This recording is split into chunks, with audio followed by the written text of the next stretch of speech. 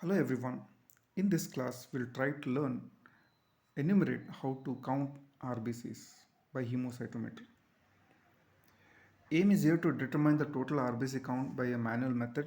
So principle of this experiment is the number of RBCs in a known volume of diluted blood is counted and the number of cells in undiluted blood is calculated and reported as number of red cells per cubic millimeter of whole blood. The apparatus that we require is microscope, Newbus counting chamber, RBC pipette, cover slip, and RBC dilating fluid, which is called as Haems fluid. The components of Haems fluid and their function are it contains sodium chloride, zero point 0.5 grams, sodium sulfate, 2.5 grams, mercury chloride, 0.25 grams, and distilled water. So, sodium chloride it maintains osmolality, sodium sulfate it prevents aggregation of RBC, and mercury chloride it acts as a preservative which acts as an antifungal and antibacterial and prevents the growth of these microorganisms, and distilled water acts as a solvent. So before doing the procedure, you clean the pipette, cover slip, and Newbus chamber thoroughly. Place the cover slip on the central platform of the Newbus chamber. Take adequate RBC diluting fluid in a watch glass. Then, under aseptic precaution, prick the finger, either a ring finger or the middle finger, and suck the blood up to the mark of zero point 0.5. Then, suck the RBC diluting fluid up to 101 mark in the RBC diluting pipette.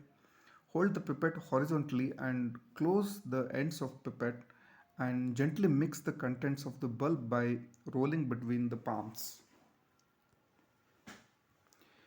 Discard the first two drops of fluid from the pipette.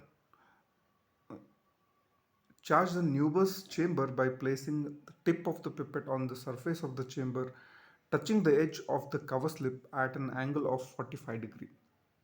Then allow the diluted blood to flow under the cover slip by capillary action. Take care to avoid entry of air bubbles and flow of fluid into the gutters, so which is called as overflowing or overcharging. Recharge if the air bubbles is present or if there is an overflow or overcharging. Allow the cells to settle down for 2 to 3 minutes, then place the chamber on the stage of the microscope. Okay. So this is how the Newbus chamber is going to look in the microscope. Okay. So the blue areas are where you're going to count the WBCs as we have discussed, and when you focus under low power you'll be able to see this view. Okay. And when you see under the high power, that is under 40x, so you'll be able to see this particular cells where it contains one intermediate square. You'll be able to see the all 16 counting chambers of RBC counting area, which are marked with uh, outside by triple lines. Observe the uh, observe first under low power and ensure equal distribution of the RBC. Then focus under high power and start counting the RBCs in 5 medium sized RBC squares. To avoid duplication in the counting process, apply L rule. The number of RBCs in each of 5 square should be approximately equal. That is, the difference between the squares should not exceed more than 20. So this is RBCs are going to be seen under the high power. Okay, so you'll be able to see all the 16 squares, okay, so which are demarcated by the triple line. Okay, so this is one such medium square and we are going to count in such 5 medium squares. Okay, so you have to count the RBCs which are there inside the box and the cells which are lying on the lines. Okay, so when they are lying on the lines, you have to apply L rule.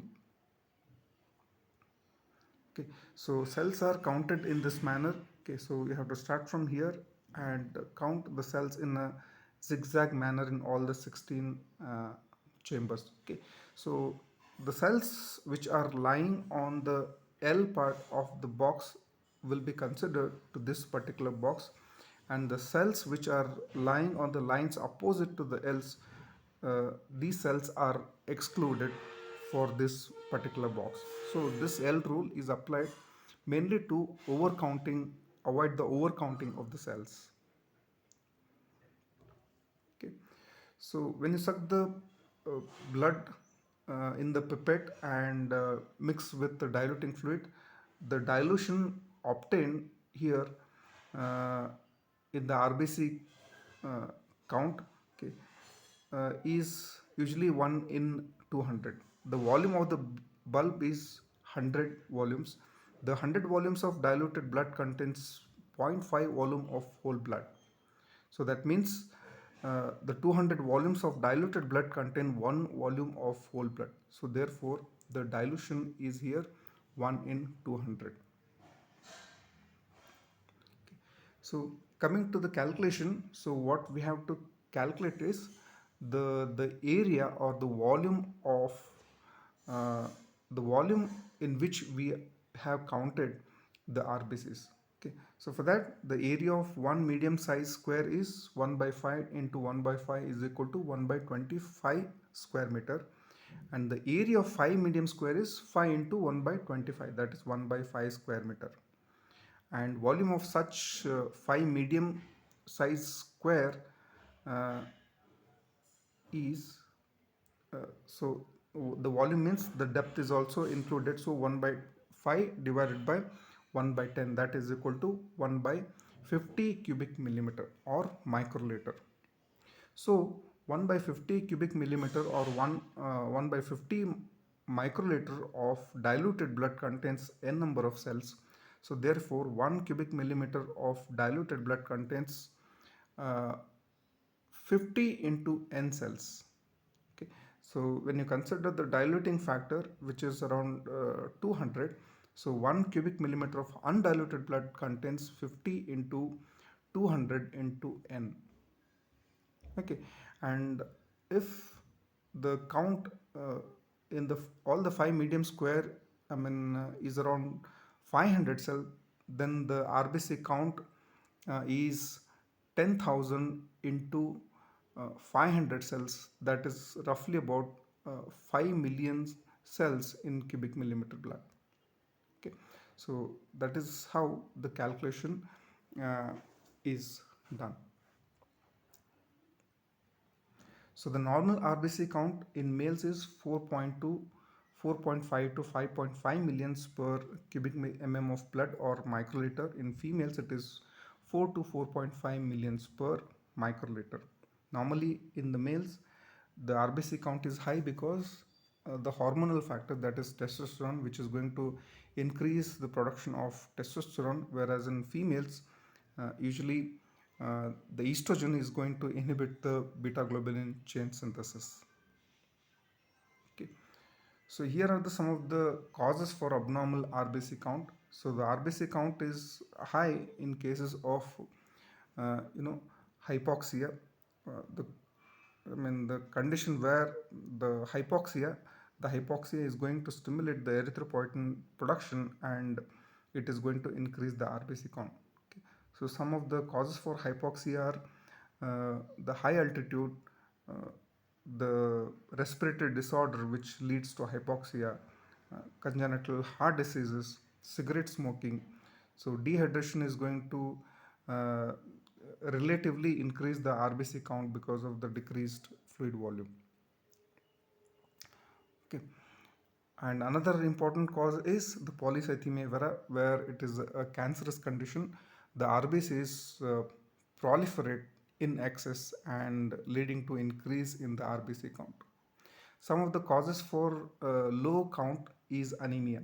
So in anemia, usually there is a decrease in the RBC or uh, the HB uh, levels. Okay. So there are many causes for anemia. There can be uh, nutritional deficiency. The cause can be hemorrhagic or hemolytic anemia, or it may be prolonged illness. Okay. And some of the nutritional deficiencies like iron deficiency, vitamin B12, and folic acid, they will lead to nutritional anemia.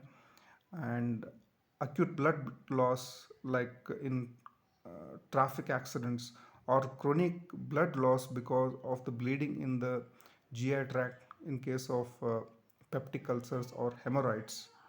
Okay. And some of the hemolytic causes like sickle cell anemia, thalassemia, or hereditary spherocytosis or elliptocytosis will lead to anemia. Okay.